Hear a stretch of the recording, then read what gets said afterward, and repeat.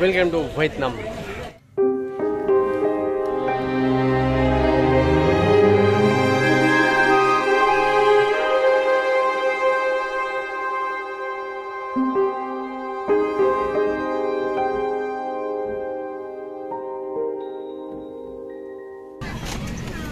Hi.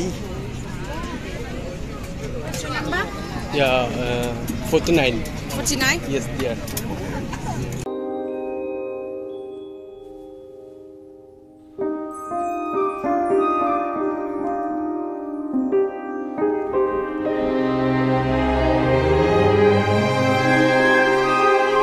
মানে সবচেয়ে মজার কথা হচ্ছে এটাই যে এত বড় প্লেনের ভিতর আমি একার ইন্ডিয়ার ছেলে আর আমার সিটটা এখানেই। সো আরে ইয়ার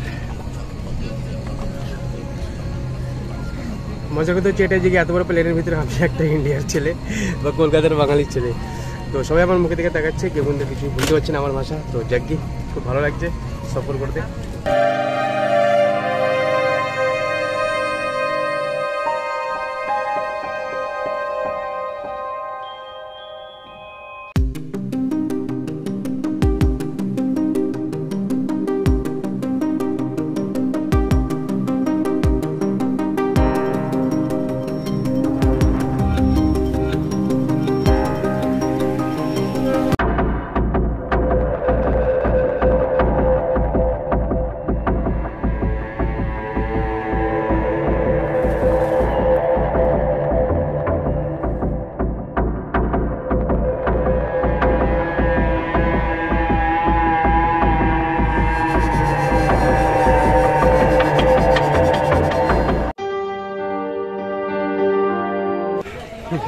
হ্যাঁ গাইজ, তো ফাইনালি আজকে চলে এসেছি আমি ভিয়েতনামে।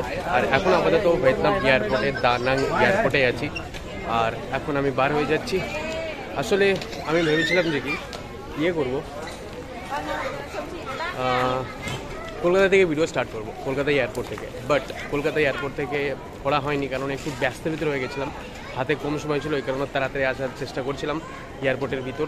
তো এনিওয়ে ভেবেছিলাম ভিয়েতনামে গিয়েই আমি ভিডিও স্টার্ট করে দেবো। তো ভিয়েতনামেই এসে ভিডিও স্টার্ট করে দিলাম।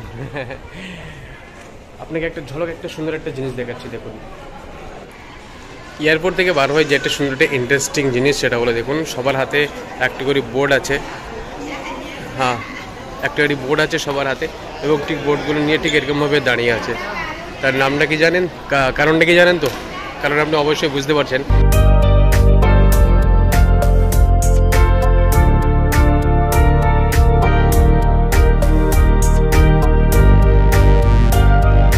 তো এখানে yes 43 this one right?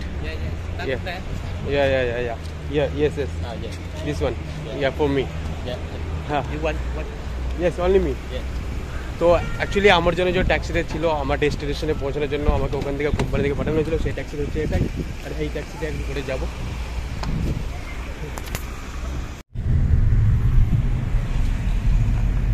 তো বন্ধুরা, আপনারা হয়তো ভাবছেন যে কি কিনে ভাই ভিয়েতনাম দেশে ঘুরতে গেছিস, কি ব্যাপার কি? না গাইস, অ্যাকচুয়ালি আমি ভিয়েতনাম দেশে এখানে ঘুরতে আসিনি, আমি জাস্ট এখানে জবে এসেছি, কাজ করার জন্য এখানে এসেছি আমি। আর তাছাড়া আপনারা অবশ্যই জানেন যে কি আমি জবের সাথে সাথে মানে কাজের সাথে সাথে আমি ব্লগিংও করি, ইউটিউবিংও করি। কারণ সপ্তাহে একটা ছুটি থাকে, উইকলি অফ থাকে। তো সেই ছুটির দিন আমি বাইরেও চলে যাই, বাইরের দিকে, এবং সেখানকার দৃশ্য আমি ধীরে ধীরে আপনাদের সামনে, আপনারা হয়তো অনেক কিছু জানতে পারেন। তো এনিওয়ে গাইস, এবার থেকে একটু তো বলে দিচ্ছি আমি আপনাকে ভিয়েতনামে কীভাবে আসতে হবে, এখানে আসতে কত খরচা, এখানকার ট্যুর কেমন, এখানে ট্যুর গাইড কেমন, তারপর এখানে এখানের খাবার কি, এখানকার মানে থাকা, রুম ভাড়া, তারপর এখানকার জব রিলেটেড ভিডিও, আপনি যদি হোটেল ইন্ডাস্ট্রিতে কাজ করেন সেই সমস্ত ভিডিও, তারপরে ভিয়েতনামে আসতে হলে কী কী দরকার এবং কী কী দরকার নাই, এবং তারপর ভিয়েতনামে যদি আপনি ঘুরতে আসেন তবুও মানে এই সমস্ত জিনিস ভিয়েতনামের ব্যাপারে বা জব রিলেটেডও ব্যাপারে, সেই সমস্ত নিয়েই আমি কিন্তু ভিডিও এবার থেকে নিয়ে আসবো স্টেপ বাই স্টেপ। কারণ এখন তো আমি প্র্যাকটিক্যালি সেই জিনিসগুলোকে আমাকে ফেস করতে হচ্ছে বা হবে। তো সেই সমস্ত জিনিসের ওপর ভিডিও কিন্তু খুব তাড়াতাড়ি আসবে, একদিন পর একটা না আসলেও দুদিন পর একটা অবশ্যই আসবে। তো আমার মনে হয় একদিন পর একটা দিতেই হবে ভিডিও, যাই করে হোক। তবু এখানে আমি এখন নতুন এসছি, কাল থেকে কিন্তু আমার কাজ জয়েন্ট হয়ে যাবে, কাল পরশু 2-1 দিনের ভিতরেই থেকে। এইবার আমি এই আমার যখন ছুটি থাকবে তখনই আমি চলে যাব আলাদা আলাদা জায়গাতে এবং সুন্দর সুন্দর সেখানকার দৃশ্য আমি আপনাদের সামনে তুলে ধরবো। আপনারা অবশ্যই জানতে পারবেন, কিন্তু শিখতে পারবেন। আর আমি যেই কোম্পানিতেই যাচ্ছি, মানে যেই কোম্পানিতে কাজে যাচ্ছি, সেই কোম্পানির থ্রু থেকেই আমাকে ড্রপ করার জন্য বা আমাকে পিক করার জন্য এই গাড়িটা পাঠিয়েছে। এটা একটা ট্যাক্সি, বাট একদম হাইফাই গাড়ি, তবুও এখানে এটা ট্যাক্সি মানা যায়। সো অ্যানিওয়ে, তো আমি আমার ডেস্টিনেশনটা পৌঁছাতে মনে হয় 30 মিনিট মতো লাগবে আর কি। এখনই তো আমি উঠলাম এয়ারপোর্ট থেকে। সো অ্যানিওয়ে, আজকের জন্য ভিডিও এতটুকু ছিল। ইয়ার চ্যানেলটা প্লিজ সাবস্ক্রাইব করে রেখে দিন আপনারা। আবার আমরা দেখা হচ্ছে নেক্সট ভিডিওতে। সো সুখে থাকুন, ভালো থাকুন, take care of your self.